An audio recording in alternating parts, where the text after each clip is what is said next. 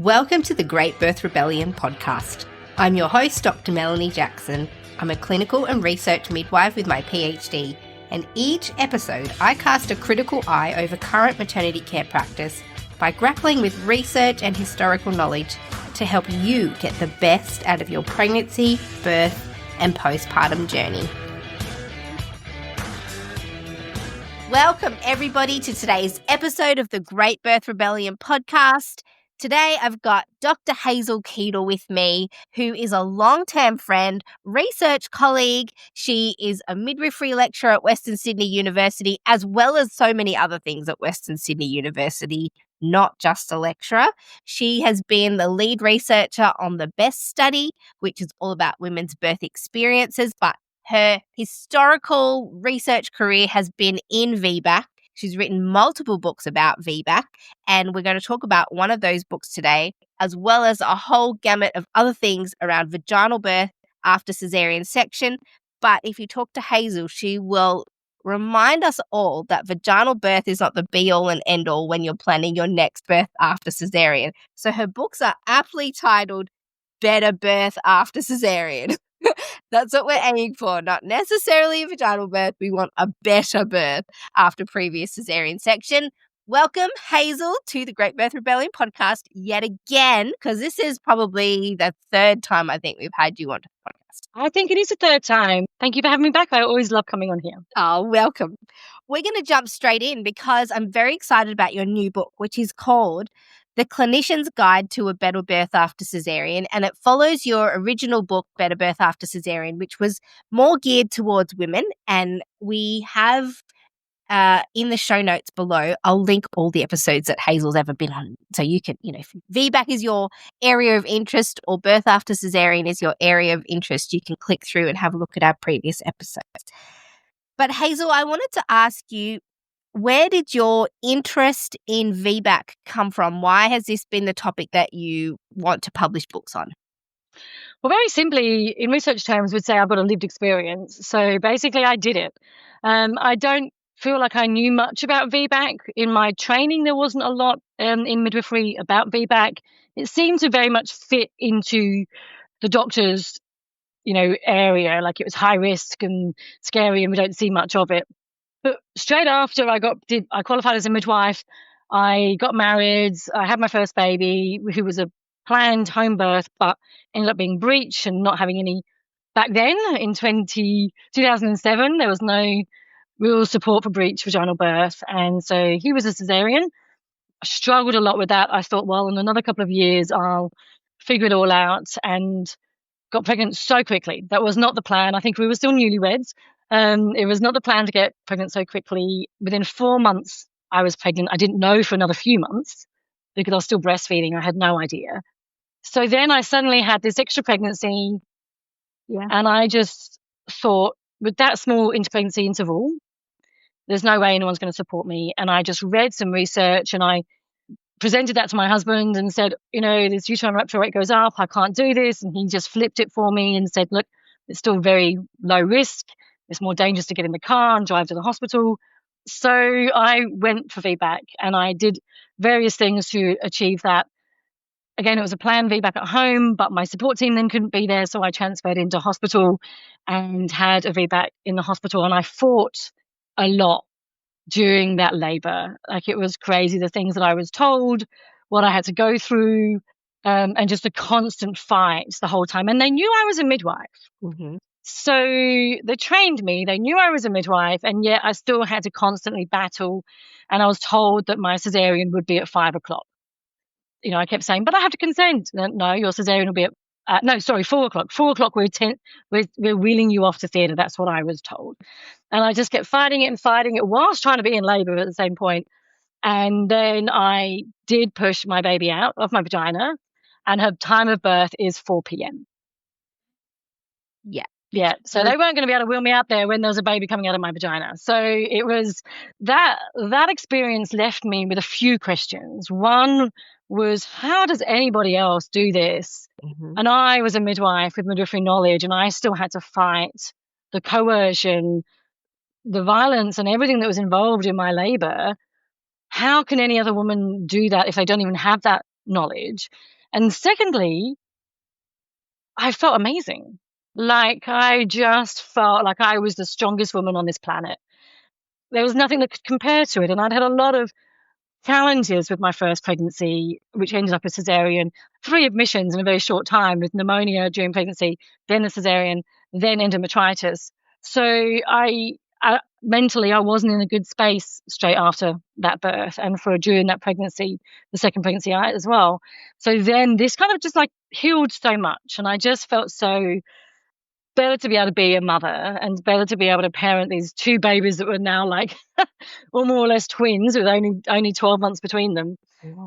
And I wanted to know, did other women feel like that? Was that just because I'm a midwife? Just because I came from a lineage of midwives in my family? Is it just because I'm just a bit of a birth nerd, like so many of us are?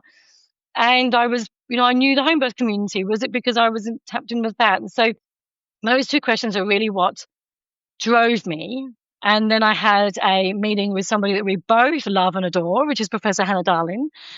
She heard me speak about my story at a community event, and then she had recently moved to Western Sydney and was then encouraging me, maybe you should do some research in this, and then that started off my research career. So you experienced what it was like to try and have autonomy during your next birth after your previous cesarean section. Yeah.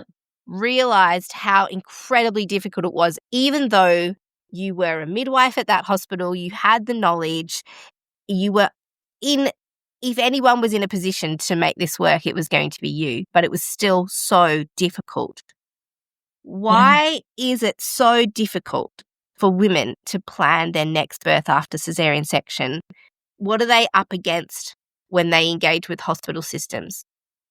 Well, they're up against a risk-based system that would rather focus on this small risk of uterine rupture than ever tell them about the risks of repeat cesareans. And within the hospital system where maternity sits, it's all about reducing risk and trying to plan everything that you can. Even just in general health, would rather have an elective surgeries than emergency surgeries, right? Like, we would prefer to plan things, and people are happier when they know when things are going to happen. So when you've got this then situation where a woman could have a repeat cesarean or a plan for a vaginal birth that then is unplannable, then there's a big push to go. I think one of the reasons is to push it towards the control. That we can control the risk. We're very safe with cesareans and we can do this. And then the VBAC is seen as this really ugly, scary, unplannable, we don't know what's going to happen, you could explode, situation that clinicians can't control as much. I've been in this space of VBAC, like, how old's my youngest? She's just about to turn 17. And I still actually completely can't answer that question, because it's the more I learn about it, it doesn't make any sense. I don't know. You're all just nuts. Like, why can't you do it? Like, you're crazy. Seriously, why not? It's a vaginal birth. Well, we've been doing that since however we came onto this planet and had females and birthed vaginally. That's how we've always done it. Why is it now suddenly so difficult to do? I think you hit the nail on the head that the system is not comfortable with uncertainty, and there's uncertainty around a planned repeat cesarean section when you've had a previous cesarean section. The risk factors are relatively known, but there are both risks to planning a vaginal birth after cesarean section, and there are risks to having a repeat cesarean section. What I've noticed is that clinicians are very keen to focus on the risks of attempting a vaginal birth versus the risks of having a repeat cesarean section. And part of the reason, I think, this is my speculation, is that if you're having a vaginal birth after cesarean section, it seems like a fairly unacceptable approach in this modern medical system. And so if something doesn't go to plan, or if something eventuates that everyone was frightened of, so say, a big PPH, big postpartum hemorrhage, or a uterine rupture, then there's a lot of finger pointing is, see, you shouldn't have done that. But if something doesn't go well in a cesarean section, then we sort of go, well, yeah, we all know there's accepted risks with a caesarean section. We're willing to accept the risk of that. What's my question? Well, I will just quickly say as well, the other impact into why repeat caesarean is the more common and the most supported, I would say, method of birth after caesarean is a big historical aspect as well. Mm-hmm. And I've had a real deep dive into the history in this next book, which I've really enjoyed, going right back to the quote of "once a caesarean, always a caesarean," which is over 100 years out of date. And I mapped that on why it's out of date and where it should have got kicked out. And it wasn't. It was just held onto, even though the science refuted it, sorry, to say it shouldn't be that. We've kept, the system has kept on to that. So when you've got that belief that once a caesarean, always a caesarean, which has been around for over 100 years, it's embedded in the most powerful profession in maternity service, which is in obstetrics. Mm-hmm. And then that becomes the belief in the community as well. Then it's really hard to change it. So, I'd even hear from women who say to me they have to completely avoid their family. And in one of my studies, that was called selective telling. Mm-hmm. And you would have seen that too in your PhD work. It's being careful who you talk to, because actually you're going against what the community believes as well. Even though that's an old, it's a fallacy and it shouldn't actually be used, but it comes from a big history. Yeah, it's really all tied up. So it's not just what's happening now. This is something that we've got the legacy of, even though it's been refuted over and over and over again by research. It's hard to budge. And I think one of the reasons it's hard to budge is because it's well supported within that medical community. And then it's well supported in society. And so people trying to get in the middle, which is often what midwifery is trying to do, to disrupt the system, or women, we're seen as the disruptors. And therefore you're seen as being a little bit radical. And then the coercion comes in, because if you're not making choices that either the professions or the community agree with, then they've got to use things to try and change your mind. So are you saying that historically, if you'd had a previous caesarean section, the obstetric community would say, right, that's it, forevermore you're having caesarean section? Well, it was kind of wise to do that too, because it was a vertical scar. Mm-hmm. And originally they didn't have any ways to suture up the uterus. So because they just didn't have ways to get internal suturing and then to go in and remove them, because there wasn't dissolvable sutures. So I went through the whole history of that, how the caesarean has changed over the years by the introduction of science, new types of suturing. I will also say I do give a nod to the women who were the guinea pigs for that entire process, which myself as someone who's had a caesarean, can be grateful for. I'm actually more grateful for those women that were the guinea pigs, who often were made to do that without pain relief, and were often women in the community, such as Black women, who were then experimented on to be able to then be the benefit that we've got today. Mm. So I do mention that in the book as well, because we do have to give a nod to that. It's not just these amazing obstetric men that were doing all this stuff. They were actually doing that on real women. Mm-hmm. And those women often had to suffer for our future benefit. Mm. So historically, when they were doing caesarean sections, the operation and the whole process was very different to what we're capable of. Oh, so different. They're incomparable. But it's gone through, that just didn't happen overnight. Like, that went through a process. And so how it was done originally and why it was done originally is very different to how we do it now, yet in different methods. So gone are the days where it's once a previous caesarean, always a caesarean. Now, I know, but it's just been latched onto so much. Right. But now, you look at the research, and even for women who've had previous 2 or 3 caesarean sections, the research is saying every woman who's had a previous caesarean section should be offered the opportunity to have a vaginal birth next time if that's what they want. Yeah. Why are clinicians so resistant? Because we know that it's in the low percentages of women who want to have a vaginal birth after caesarean actually will get one if they choose to give birth in a hospital. It's a completely different story for women who are choosing midwifery-led care and vaginal birth after caesarean at home. Yeah. But what's holding clinicians and hospitals back from being more open to vaginal Look, birth? I think it's what is the norm, and then what is supported, and what is the culture of the unit that you're then working in. Whilst you're also trying to deal with policies and procedures and large volumes of people coming through.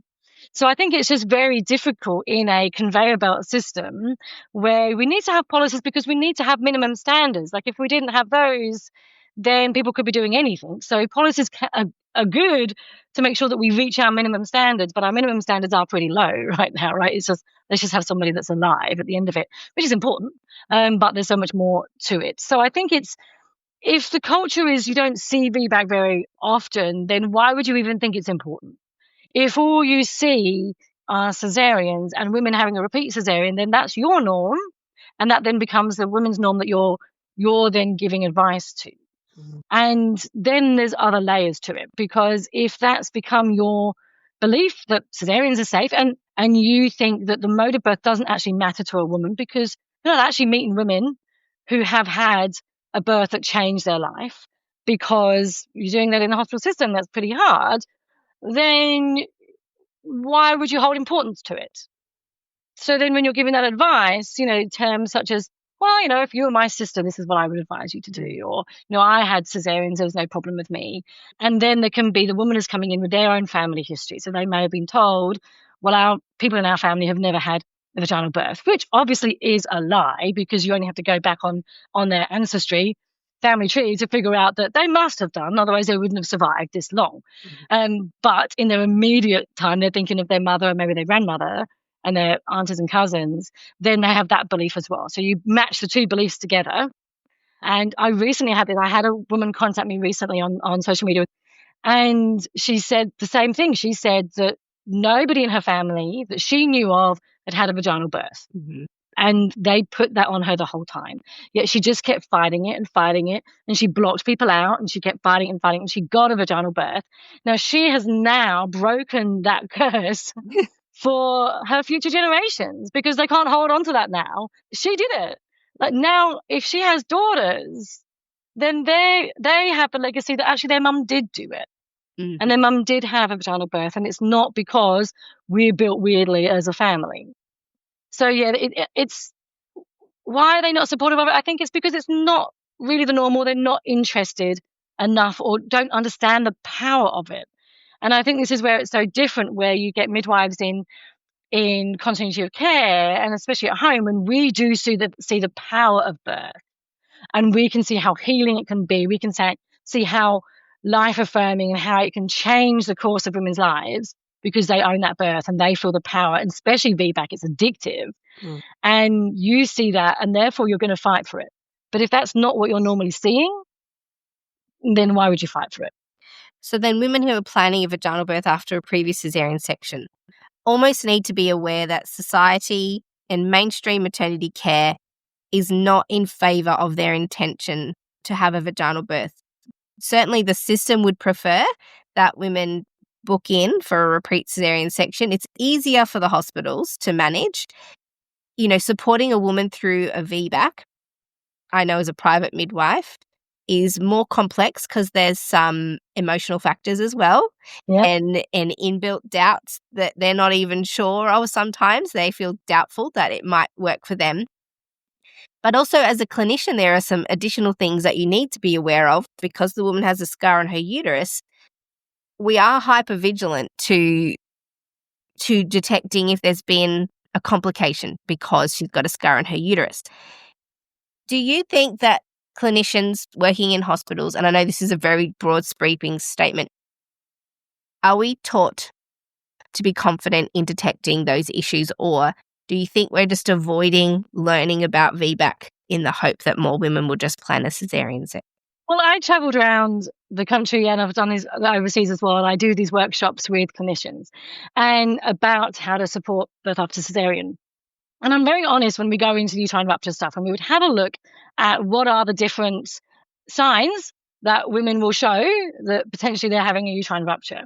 And there is so much ambiguity with it, because it could be a million other things.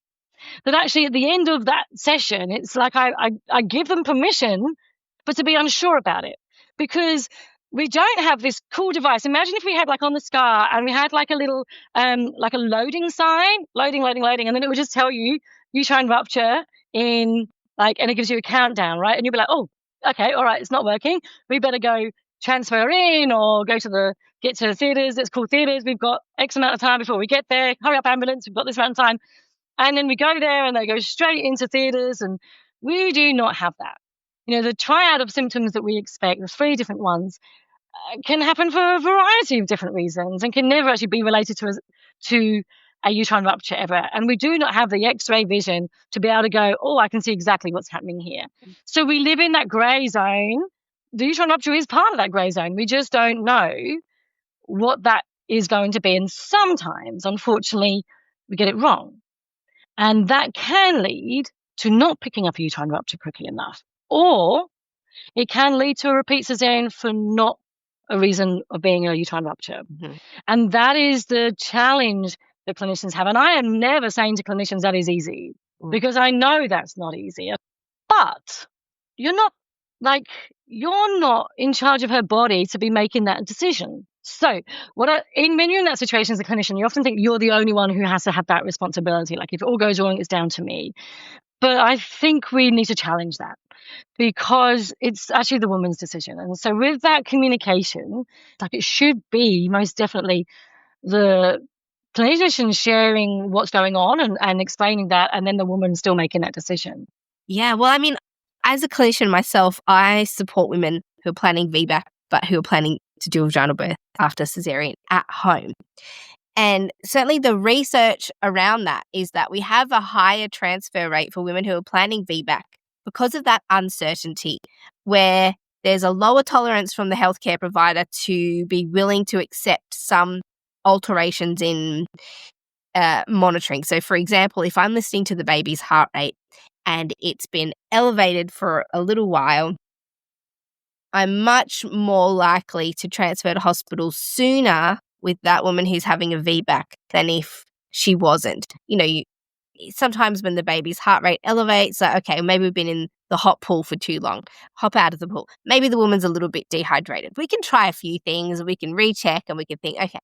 However, if that's happening at home and the woman's having a VBAC, I'm immediately thinking this could be an early sign of uterine rupture and I need to transfer sooner rather than later. And any kind of abdominal pain during the labor that's between contractions, you start to think, ooh, okay, could that be the scar? Whereas if a woman hasn't got a scar on her uterus, she's like, oh, it's a bit achy. You're like, okay, maybe it's a muscular issue. Maybe we'll try a heat pack. Maybe, we're a lot more suspicious of things like abdominal pain and alterations in the fetal heart rate for women who are having a VBAC, which is why the transfer rate is higher when you're at home. And I think rightly so. You want to be cautious. And there's 2 occasions where that stands out at me that I transferred because I thought perhaps there was a uterine rupture happening. And both times we arrived at hospital and 12 hours later, the woman was having a repeat caesarean section for a confirmed uterine rupture. Both of them were minor. Everybody was well. But I thought, wow, we transferred those scenarios because what I thought was happening was happening. But this kind of highlights that it takes a lot more clinical reasoning and a bigger appetite for potential risk than in another birth. And I don't think that sits well with maternity care systems, because maternity care systems have trouble catering to individual needs and quirks. And I feel like VBAC is definitely in a fragmented system. Definitely. Like when we've got our continuity of care models, I think it's very different depending on who is doing that continuity of care model. Yeah. So I think you've got to focus on whether you've got that continuity and whether the philosophy of the profession doing that continuity is also is going to be more supportive of VBAC than not. I remember having a beautiful obstetrician that came along to one of my workshops, and I would just kind of keep challenging them. I'd be like, well, okay, but what about VBAC after 2 caesareans, or what about VBAC with induction, and what about this, and what about that? And he said, if they're in the hospital that I'm providing care for, the care is going to be the same. And we're looking for the same issues and will do the same thing, which is go to theatres. Like the level of risk at that point doesn't really matter if this is what the woman wants to do. Mind you, he did a lot of work to get to that point. Yeah. But it was really interesting that he had finally got to a point that when, a VBAC after 3 cesareans, a VBAC with an induction, a VBAC with twins, as long as you're, in his mind, he could care for you because he won't do home births. He can care for you in this particular hospital with this particular type of care, which would be, continuous monitoring and, having a midwife there, all these things. This is what he would see. And I really liked how he had got to that because he's like, but I'm going to do the same thing. Like I wouldn't do anything different because of this extra risk on top of it. We're still just going to monitor in the same way. We're looking for the same issues. We're putting the woman at the center. And if we need to transfer, we've got that here. Like we've got the theatres down the corridor. Yeah. So then what do clinicians need to know? Because everybody listening, probably, I'm imagining they're listening because they want to increase their confidence in caring for women who are planning a VBAC.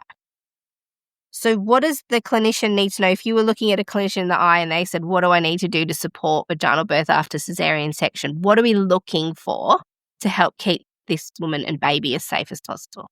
Look, in the book, I use the 4 factors framework, which is something that came out of my PhD.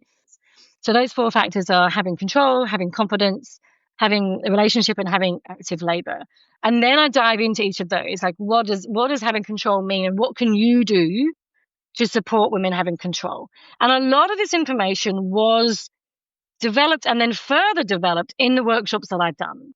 Like I would put information together, then I would get more from the people that are discussing. So I would learn a lot on what do they need to know about these things. And so there's some knowledge they need to know, like understanding birth trauma, understanding obstetric violence. This all comes into the control because the opposite is a loss of control. So what does that mean? So my solution for that is to work in a trauma-informed way. And so I dive into that. What does that mean to work in a trauma-informed way? And I've kind of gone a bit radical by actually giving a step-by-step way to do a trauma-informed vaginal examination. I mean, it's just an idea, but it is a way to bring a big term, trauma-informed care, to the practicalities of daily work in something that is seen by clinicians as so routine, but can be seen as so violent by women. So I kind of give those kind of practical strategies to kind of go, okay, this is the issue. If it's loss of control, this is kind of the solution for it. And then this is how you need to bring this into your everyday life. Also, how can you get confidence? So I mentioned earlier that if you don't know or care about VBAC, or you've never seen anyone do it, then you're not going to be a champion for it. Like you're not going to support it. So there's ways to do that, how to do that, like listening to awesome podcasts like The Great Birth Rebellion, but given resources to go, okay, you need to tap into the why. And I actually put in there some research that I haven't put out before. So this was from the VBAC survey where we actually asked women, why? Why VBAC? And we never got a chance to put that into any of the papers because, as you know, it's very limiting what you can get into a publication. I thought, I've got this data. I'll just put that in and I'll show how, with the content analysis that I did, why VBAC was even important. So I kind of want clinicians to tap into that. And it's a little bit against the narrative that's going on. Right? There's this narrative that every birth matters. Well, yes, it does. But every type of birth is equal. And it's kind of a little bit, because I do say it's about the better birth after cesarean, but I also think that we must not discredit the importance of vaginal birth with that. And that's never to discredit or to make women feel bad if they didn't have that. But I think we still need to be aware of why it's important and why vaginal birth is important. So like I've got all that in there, all that evidence in there as well. Relationship, I challenge them on what type of care do they give, and to talk about why continuity of care is so important. So like I put in there about, what the different models of care, how that impacts women. And then if you are working in that fragmented model, how not to be a jerk, like how to be that really cool person. So the book is called The Clinician's Guide to a Better Birth After Caesarean, How Not to Be a Jerk. Well, yeah, basically, because if we go back to the control factor as well, like I'm telling them, like, just why are you doing obstetric violence? Like, for God's sake, stop. So you're saying one of the big first things that clinicians need to do is to realize how important it is for the woman to have control over the decision-making process. Yep. And, a lot of people say, oh, you can't control birth. Well, you can't control what your body's going to do in birth to a degree, but there is so much that women can control. And so as clinicians, we need to realize that the woman is the key decision maker. That's what it means for the woman to have control, is to actually be the ones making the decisions, not. And so the woman can feel that she was in control of her choices, her wishes, her preferences, and her outcomes.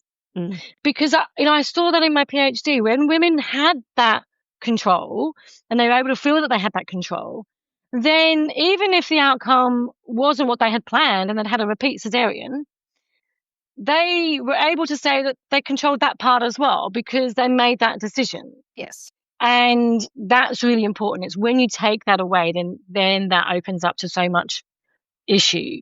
That control is really important. And what we can do to that, like we can take that away completely by not giving options. And I think just by having a hospital that doesn't support VBAC, we are taking that away. Correct. Well, and this brings up a point, is that as much as clinicians want to be able to give women control over their choices for their vaginal birth after caesarean, if the clinician's working in a hospital and there's one near us, does not do VBAC.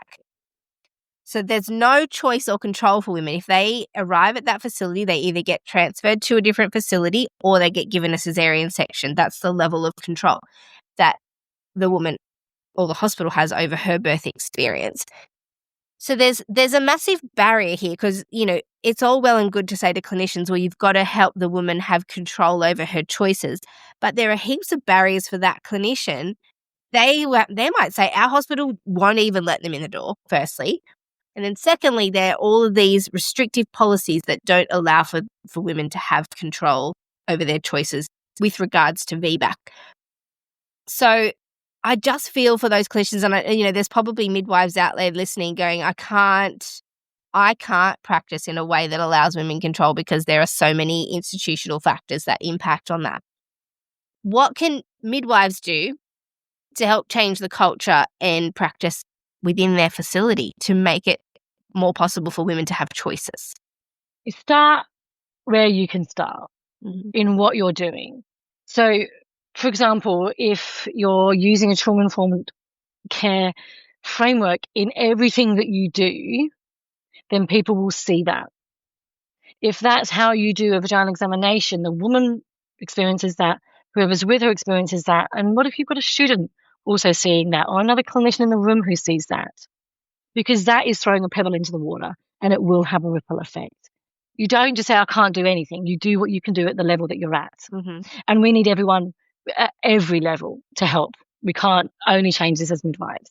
So we need this to be a collaborative approach. But if you don't have that, say you're a new grad and you just come out, and you're just kind of working in this system, then make every interaction with that woman count. Because obstetric violence actually comes down to interactions, both physical interactions and verbal interactions. And if you are being a beacon of trauma-informed care in every single practice that you do, by listening to women, by hearing about their previous experiences, by advocating for them and going, well, the guideline says this, but they would like to do this. And so we'll support what they want to do because we're still in a safe space of the hospital. We can still transfer and do things if we need to. If you can just start small in your interactions, in the care that you do, you can bring it down just to how are you going to talk to the woman that day? How are you going to listen to her? In fact, is that appointment going to be just you harping on about all the list of things you've got to be done? Or actually, are you going to start the appointment by saying to the woman, I'm so pleased to see you today. Can you tell me what you want to learn today? What's on your mind? Because that woman has been sitting in the appointment area with planning a script in her head, thinking of all the things that she wants to say to you. And then the minute you walk in, you kind of go into stunned rabbit mode. You might forget any of that information, or you don't feel brave enough or given the opportunity to say any of that stuff. So how can we make even just that appointment woman-directed and trauma-informed by putting the woman at the center to say, how would you like this appointment to go? What do you want to talk about? And she goes and she feels better. And then you can add the extra stuff that you're hoping to talk about that day too. And one thing that I often say to midwives, particularly, the midwives who are working in antenatal clinics have got an incredible opportunity to give information to women before they get to their birth, because it's really tricky if a woman arrives to birth unit and you're the midwife receiving her and there hasn't been all of this pre-work done, pre-education done. So for midwives who are working in the antenatal clinic, one thing that I really suggest to make the communication of information more, I guess, lush and rich, knowing that they might have 15 to 20 minutes with this woman, is, yes, first thing, hey, what do you need from me today? What would you like? Start with what the woman wants before you move on to what you need as a clinician. But then also maybe we can have a little fact sheet that you could create yourself as a midwife and just list out some of the great resources, some great information resources that women could refer to as they learn about their options for vaginal birth. And you could hand that to them, say, hey, I've actually got a little fact sheet on vaginal birth after cesarean. It's a little bit underhanded because a lot of hospitals like to monitor the information that goes out to women, but you could write things down on a post-it note like, hey, listen to this episode of The Great Birth Rebellion. Hey, read this book from Hazel Keedle. Hey, look at this Facebook page. There's a few VBAC Facebook pages that are excellent. We can become conduits of information to inform women, hey, at this hospital, you have got a 10% chance of having a baby out of your vagina if you've had a previous cesarean section. You've got to know what you're up against. You've got to know that our policies say certain things, and so maybe you need to prepare for that kind of thing. Also, there's some further information here that you can look into. By the way, if you really, really want a vaginal birth after cesarean, have you looked into the other models of care that might be available to you in this area? For example, there's another hospital who has better stats, or there's a private midwife in the area who's got a reputation for attending women who have previous cesarean sections. So we can actually present women with a full menu of options. Just make her aware of what she's up against within the maternity care system that you work in. And all of a sudden, she has had a list of choices presented to her that she didn't realize were options before. And that gives women this huge sense of control. She's like, whoa, actually, I have more options than I thought that I could choose from. And even if she still continues to be in a kind of, I guess, a more hostile circumstance, she has an opportunity to prepare for that, to give herself the best chance possible within that system. Because how can you support a woman to have a better birth after cesarean if you don't tell them what the options are? Yeah. And I start the book with a story that shows the issue of this. And this was a real story. A woman contacted me and she had been going to a hospital in Australia and going along for appointments. Just as she did, she'd been told about repeat cesarean. And she'd already planned it and been signed off for a repeat cesarean. Not a problem, she thought. This is what I'm going to do. Have a cesarean. That's what I had last time. This is what I do.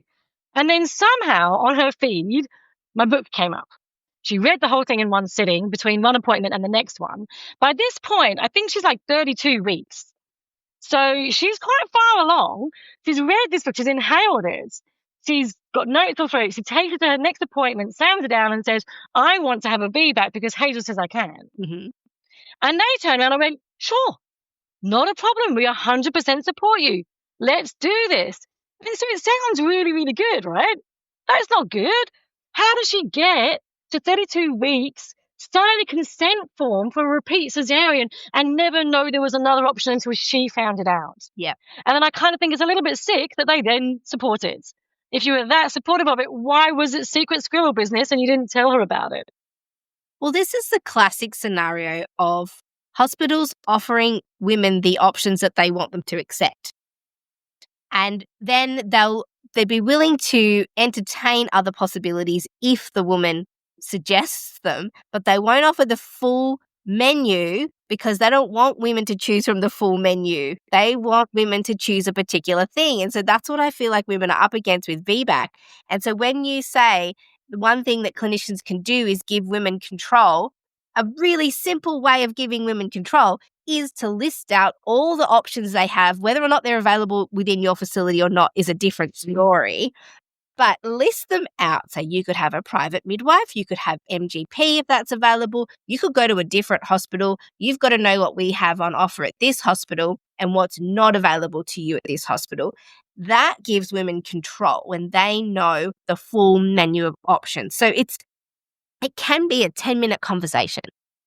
And that's all in that relationship chapter in the book, because I think it's not just what's available, but it's actually what does the evidence say as well. Yeah. And that includes, encouraging women to find a doula. So that's all in there to explain, this is what the evidence says about this model and this model and this model in relation to VBAC as well. Let's look at it in relation to birth after caesarean. And so that when that conversation is being had, because certainly as midwives, our first standard of practice is to give evidence-based care, then you've got that evidence knowledge to be able to share with women. And if you're not telling them about the options, if you're not telling them about the modes of birth available or the models of care available, then you are breaking your standards of practice. So that's step one is control. And the second factor you talked about was confidence. So what does that allude to for clinicians? There's the knowledge of what women need to with confidence, but actually a lot of the stuff with what women said about their confidence was not so much confidence in their own body, because that's really hard for us women to have, especially if you've never pushed something out of your vagina before. So how can you ever believe that? And even myself, I didn't believe I could do that.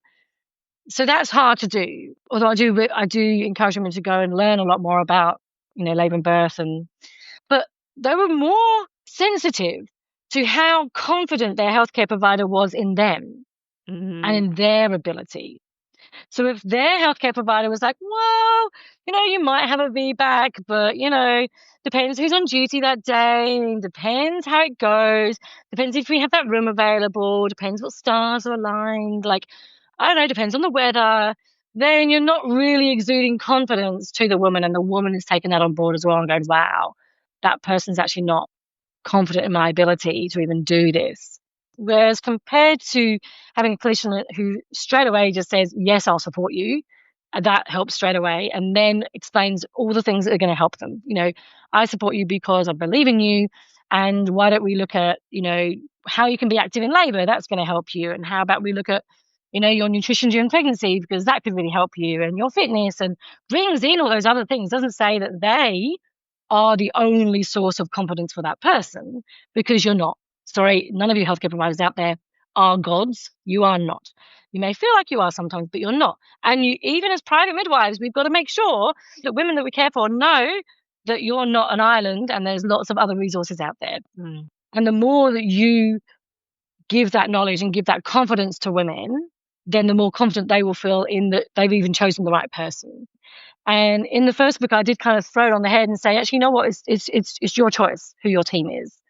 So go and be critical to that team.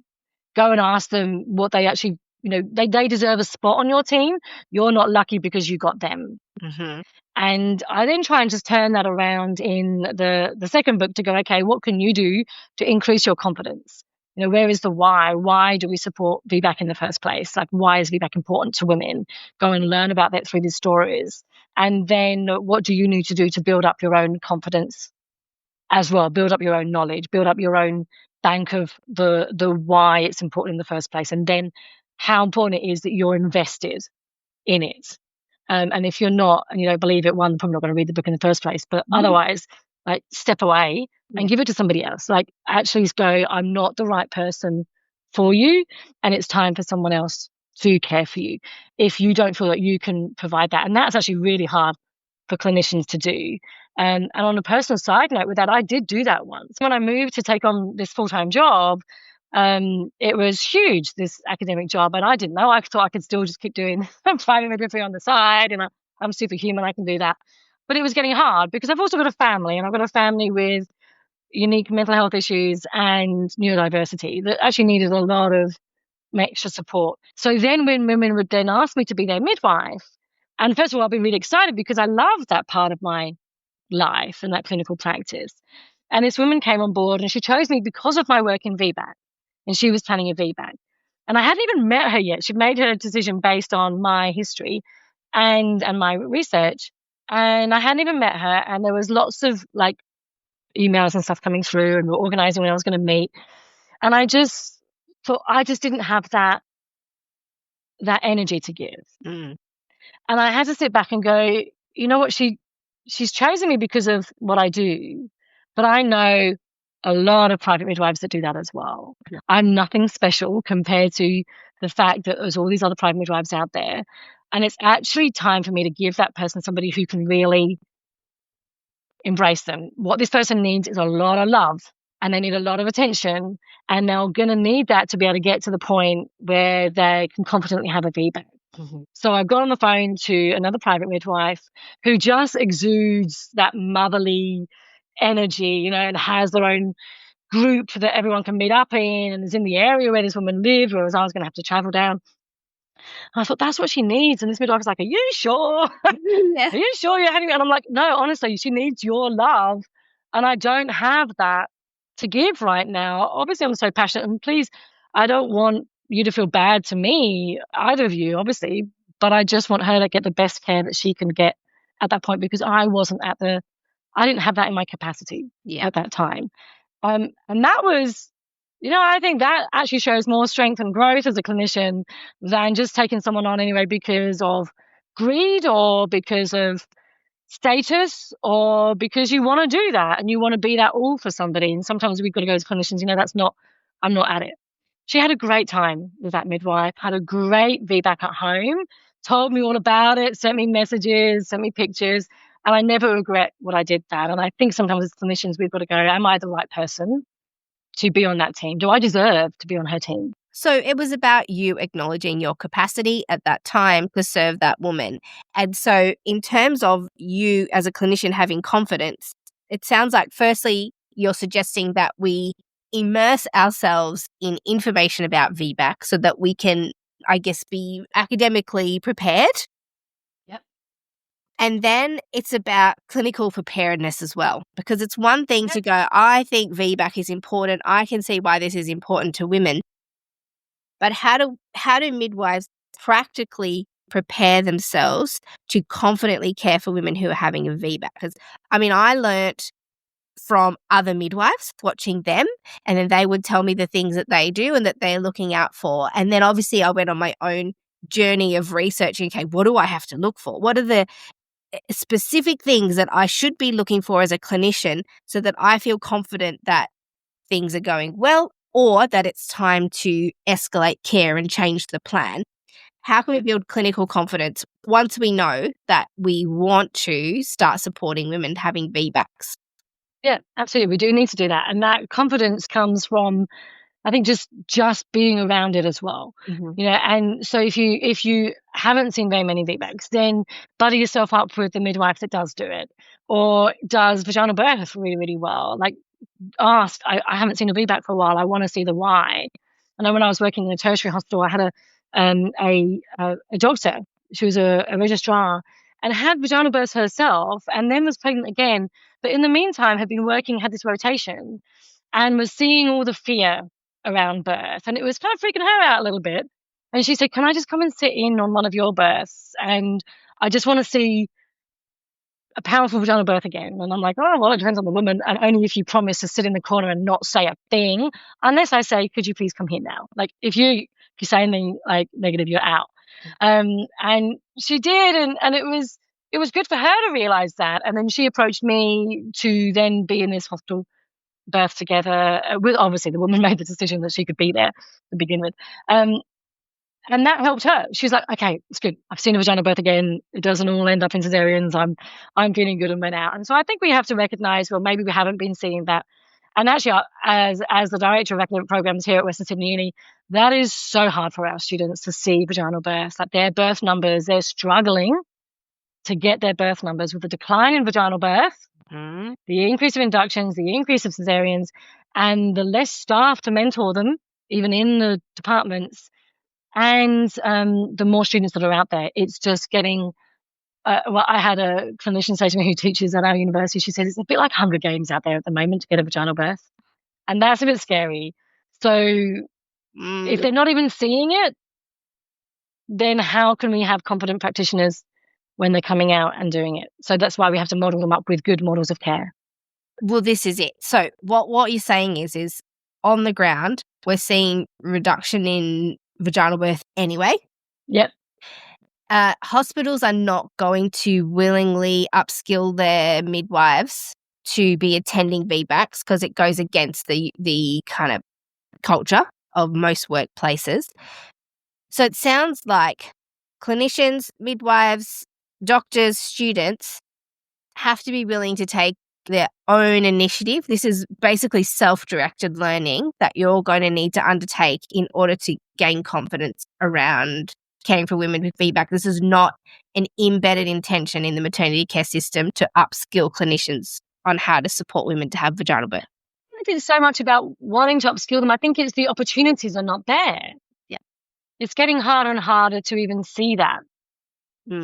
So potentially go and get yourself working in a continuity care model, in an MGP, because we know that the statistics will say you've got that. But when you start, speak to your buddy midwife and say, oh gosh, I've not been in vaginal birth for a little while, or can we work together on this so that I can build up my confidence? Because our students, they definitely come out with the skills. They know how to do this. We get it into them, and they reach their minimum number that they need to do by the end of their program.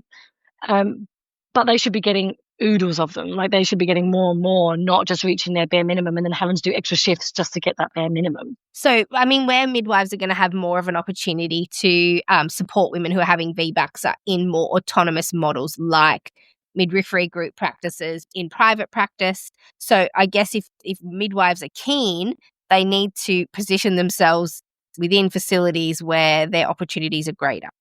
Yeah. Look at what's available out there, or I'll look at, I don't think also then our team leaders and our managers have to go, okay, what are we doing to try and increase vaginal birth? It's not just at that individual level, it's got to be a system level. What are we doing to even create this environment? And it is very challenging. It is very difficult for our clinicians out there at the moment. So that's, we need the bigger system changes, but we also need just the individual changes and for people to go, okay, how do I upskill myself? It's not upskill, but how do I just know what I've got to do, and how can I look at that on an individual woman level as well? How can I best support her? Yeah. So that's 2, control, confidence. What's the third one? The third one is relationship. So that really goes into all the models of care. So yes, it's looking at the evidence on models of care, why some models of care are better. I go into whole stuff about the impact of fear-based care, trustworthy care. Like, what is it that you can do? Are you providing that based out of fear, or are you providing that based out of trust? So when I looked at the PhD findings on this chapter, it was did women feel that they had a good relationship with their healthcare provider that was based on trust, equity, time, and support? Now, with that, continuity works really well in those, right? Because you're giving all of that. But even just one of them for time, like, we graphed how long women spent in appointments in all the different models of care. And they spent maybe, 5 to 10 minutes with some doctors, even in a continuity model. And then it would range all the way to over an hour with privately practicing midwives. Now, that may seem idealistic, but actually, if you want a good, strong relationship with the woman that you're caring for, and she needs to have a good one with you, then time is part of that. Like, you can't really get to know someone if you're seeing them for 5 to 10 minutes, just a handful of times during their pregnancy. Yeah. You really want to get to know them by spending longer with them. Now, our system is a challenge for that, when you've got and actually I think it's hardest for our doctors in clinics, because they get such small amount of time. But therefore, they should then be cognizant that they should then be referring to models where they can get a bit more time. So the more continuity in the midwifery models that we see, the more time is allocated to appointments, and the more you get to know that person, because you're also seeing them differently. But a part of that is also trust and equity, and knowing that different professions have different power relations with people.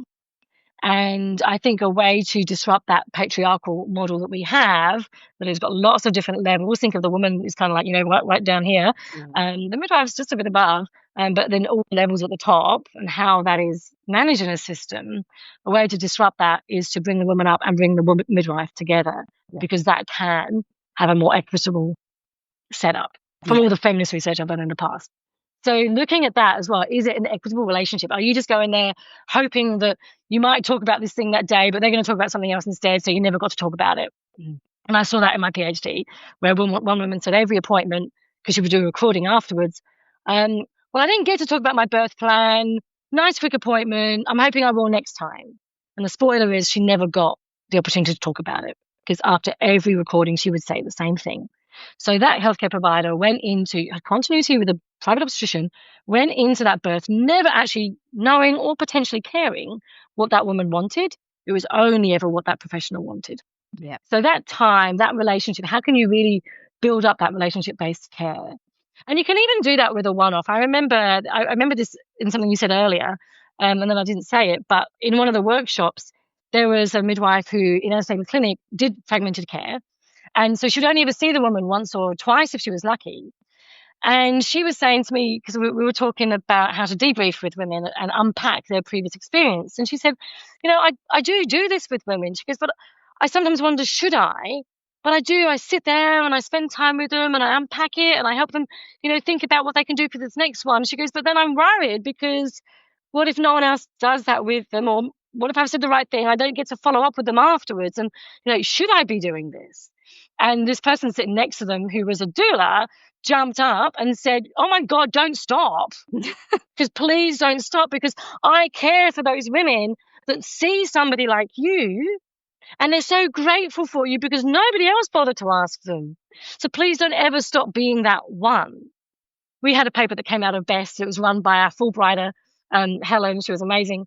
And we looked at what women said about all the different models of care. And in the fragmented models, one of the most important categories that came up was striking it lucky, where the woman said they met that one person that made a difference.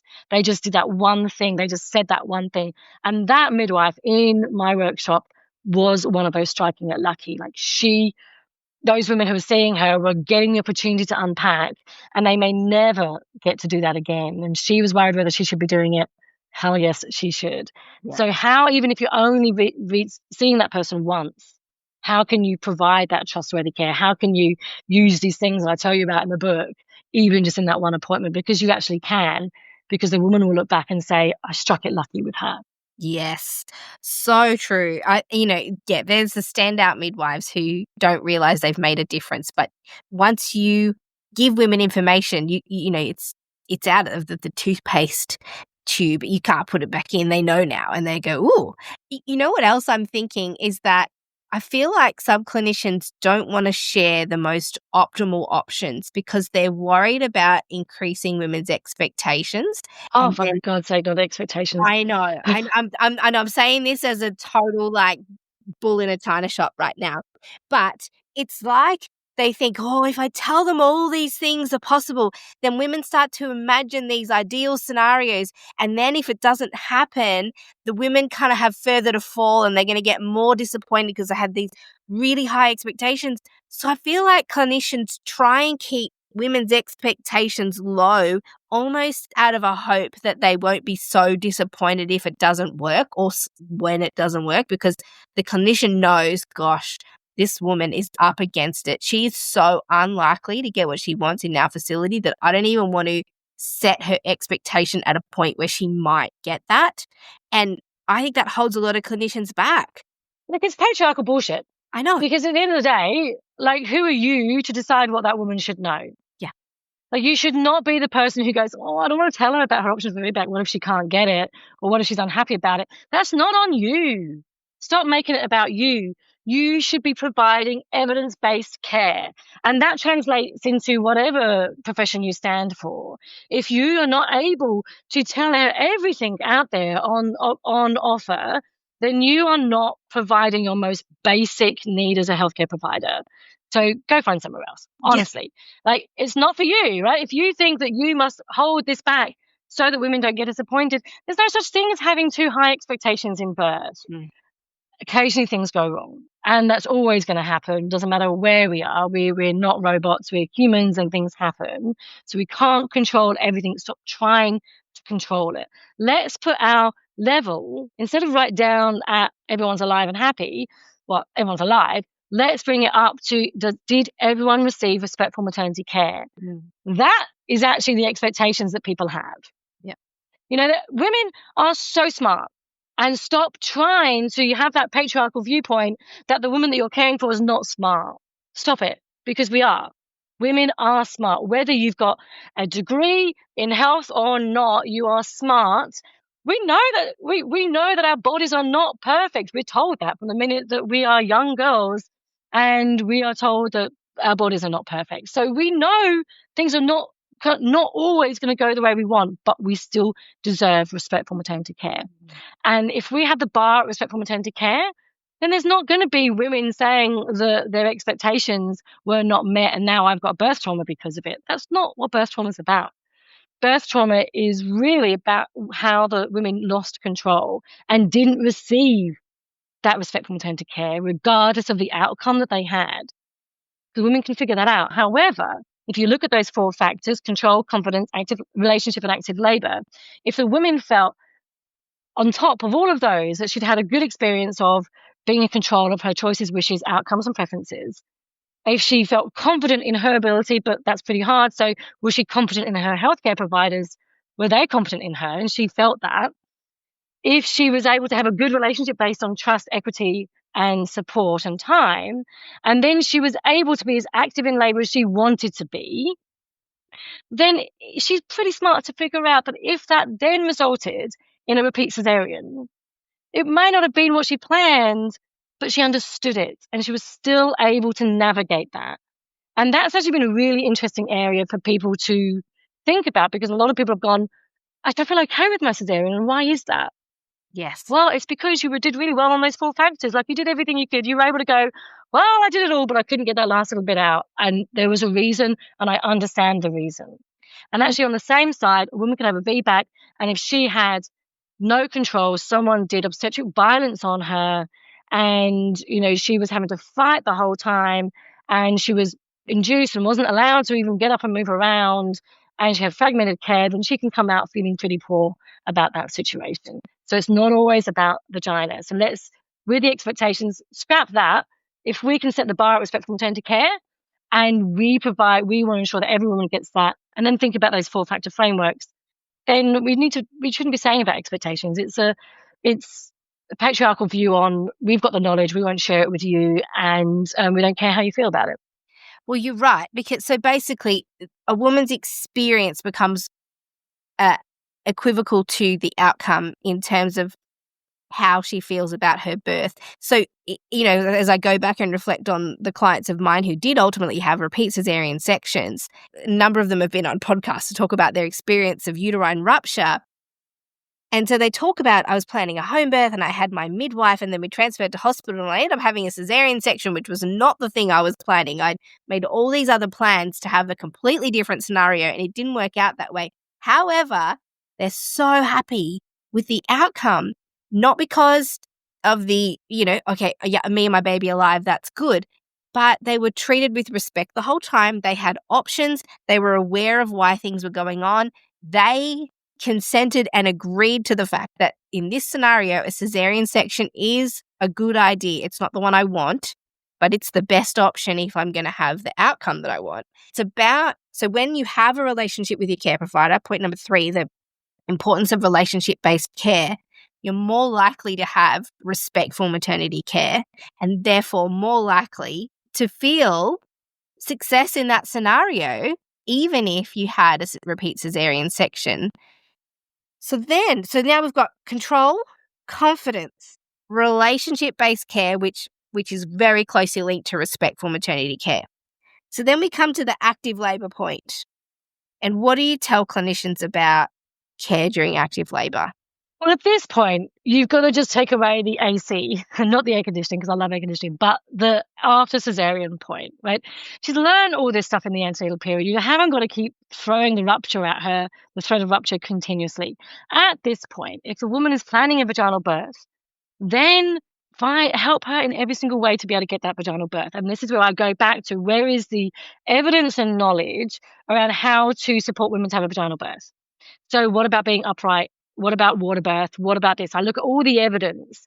And at this point, we need to take away the after cesarean part. She's just planning a vaginal birth at this point. And we need to use all of our knowledge and evidence and skills to support her at that. She shouldn't be wrapped in cotton wool. She shouldn't be strapped to the bed and told she can't move just in case she explodes. She wants to be supported to have a vaginal birth. So use your skills and knowledge to help her do that. And that may mean in your system, and she's agreed to this, to be continuously monitored. Oh, guess what? You do not have to be lying on a bed to even do that. So I look at, what does that mean? What does active labor look like, even if you do have monitoring on there? And to move away from lazy midwifery. Lazy midwifery is putting them on the bed, strapping them to the CTG, and then going to watch that on the monitor outside. And, she's got an epidural. She's happy, so it's fine. But that is so counterintuitive to actually help her have a vaginal birth at the end anyway. So why would you be doing that? That's where she's going to be feeling pretty poor about her active labor experience, because she was never given that opportunity. Work with those midwives that are really good at using those skills. Now, that might not mean you can just go and watch home birth. It's not like, it's not a ticketed event. Like, it's a very honourable place to be there. But go and speak to the midwives that are working in those areas. Go and speak to the midwives, and there will be those that work in your system and are able to support vaginal birth. Yeah. Look at the birth for, and I love a quote that I actually said at your last conference, and it got so much attention, and there was like little images sent everywhere, which was, for God's sake, it's just a bath.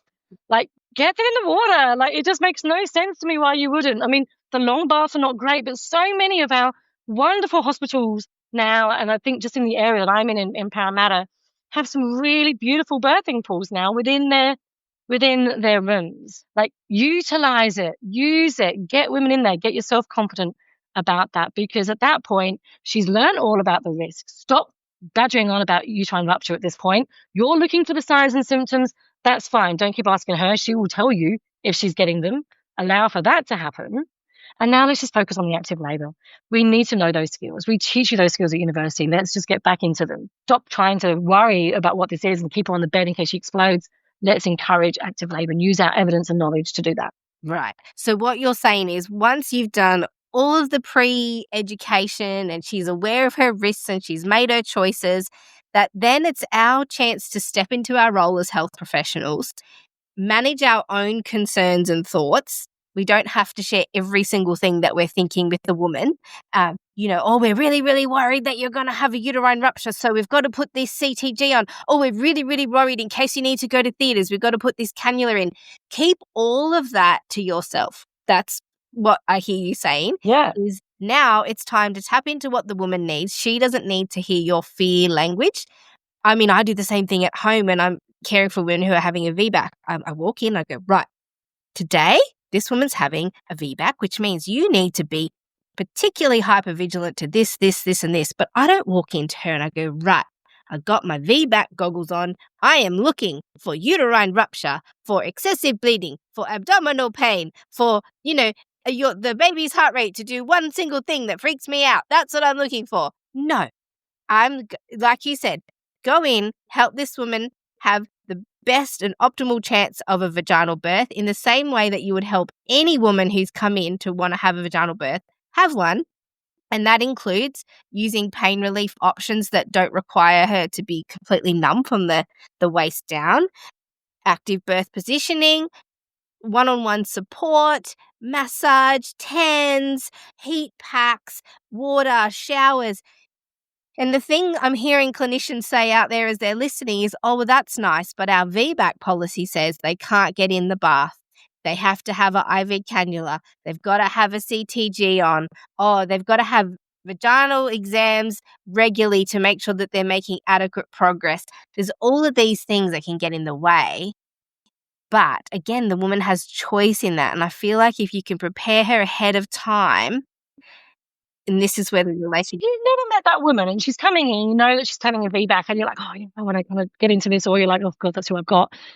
Like, when the first conversation, she's generally, unless she's literally pushing, which is like, yay for her, and a lot of VBAC people's dreams, to come in and push the baby out and not have to engage.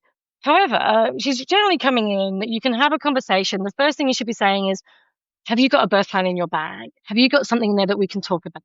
make the first thing about her. The first thing is not about getting her on the bed and getting your fingers inside her as quickly as you can and making sure the CTG's on. That's not what it is. She's literally just been in the car and she wasn't being monitored at that point, right? She's walked through the corridor or been on a chair. She wasn't being monitored. Like chill. Just ask her, look, I'm really pleased to see you. I'm so excited to care for you. I love caring for women playing your feedback. Can you tell me what you want? Yeah. And then if she comes out and says, well, actually, I actually don't want to have a continuous model. I want to have an intermittent consultation. I went on to Kirsten Small's little e-course and this is what I want to do. You're like, well, tick that. She's already got educated by somebody who's done an entire PhD and is a retired obstetrician on this. So I don't need to go there and use that because I probably don't have as much knowledge as that person. All right, you've made your decision. That's okay. I just have to document it. Yeah. But you're not going to be burned at the stake if you write in the documentation or on emails or whatever e-notes you have to say that the woman was explained that the policy says this, the woman chose to do this. Yeah. Like it's not a personal attack on you. They're not attacking your personal opinion. Just accept it and go, okay, that's fine. We're going to do this. Because if you pick up something in that intermittent monitoring that is an issue, you're not going to go, well, I'm not going to tell anyone because, she didn't have a CTG, so what do I care? You're going to pick it up and go, all right, I can now hear that your baby's heart rate is X, Y, and Z, and this is the concerns that I've got, and my next step would be I'd like to put you on continuous monitoring just so we can see what's going on. I might need to report this to the person, the team leader, blah, blah, blah. Can I just check in on you? How are you feeling right now? And see what she's going. And she's like, well, obviously, if you found an issue, I want to go on the monitor. That's fine. Always have it. We know that women are aware things are not going to don't always go to a rigid plan. They generally don't have a rigid plan to begin with. So they're open to negotiation. Just find out what it is that they want. It's for the woman. You're going to do other births. This is really one of her few.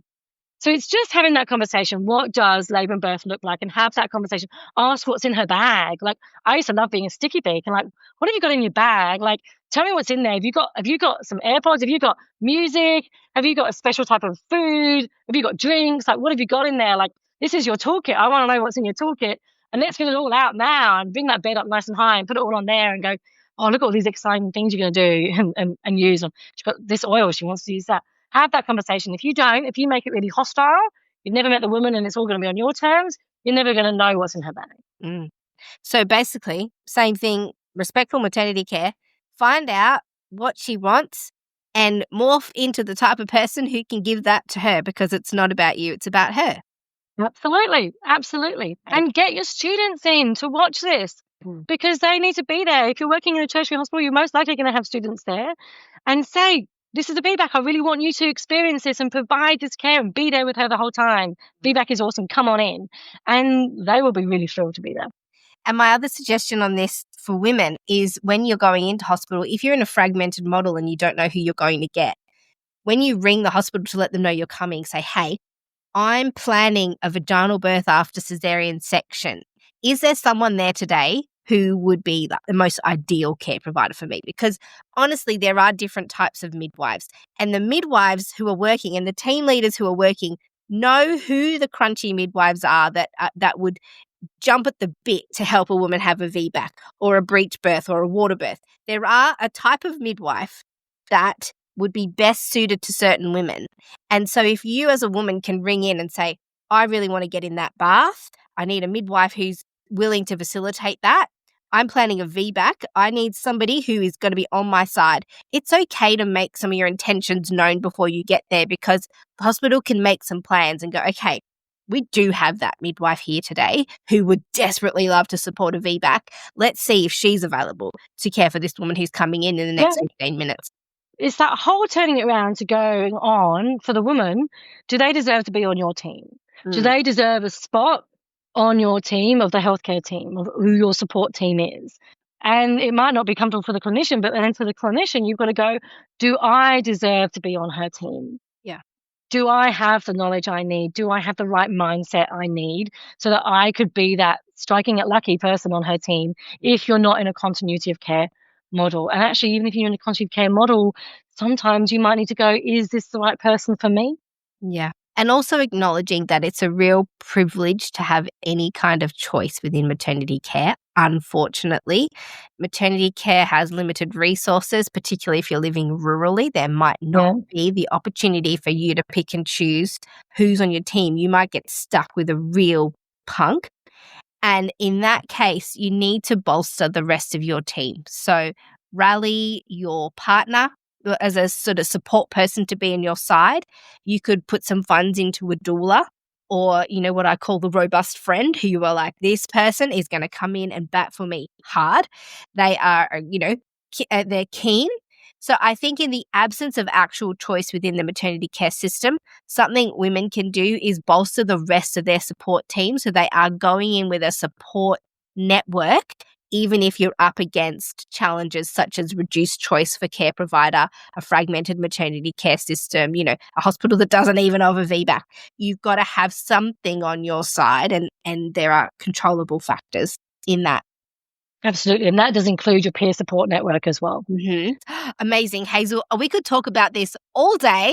We've only been through a tiniest part of your book, I imagine.